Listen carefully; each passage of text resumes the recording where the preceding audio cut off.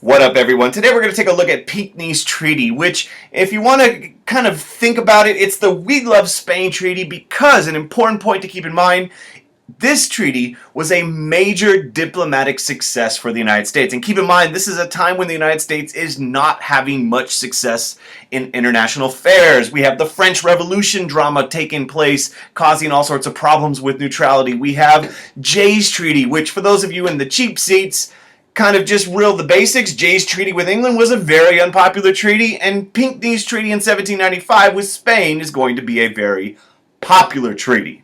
So let's take a look at what this thing's all about. Remember, we've been having some problems with España. You know, even during the Articles of Confederation, when we had a weak national government, Spain and England and other international powers were bullying the young nation.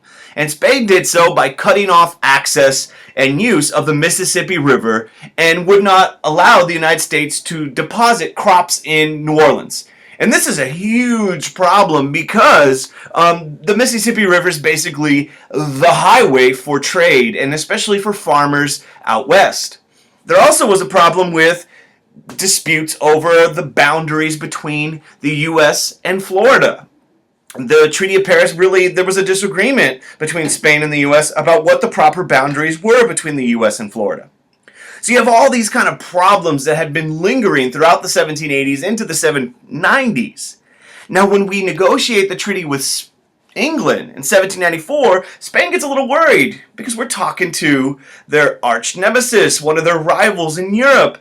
And Spain doesn't really want to see the U.S. and England become cozy, so they become much more willing to negotiate. And so Thomas Pinckney helps negotiate this treaty, and here's what it does. It's real simple, and basically it says the United States has the right to use the Mississippi River.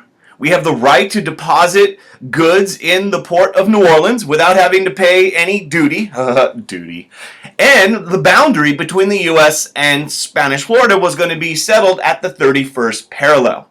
So the boundary is going to go right here, 31st parallel, which Spain previously was kind of claiming much more territory.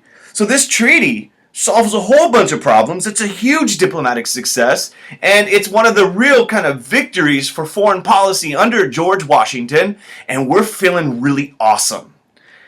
That's all we got for today for Pinckney's Treaty. If you like the video, subscribe to Joe's Productions, click like, tell a friend to check out the channel, and clean your damn belly button. It's dirty. Peace out.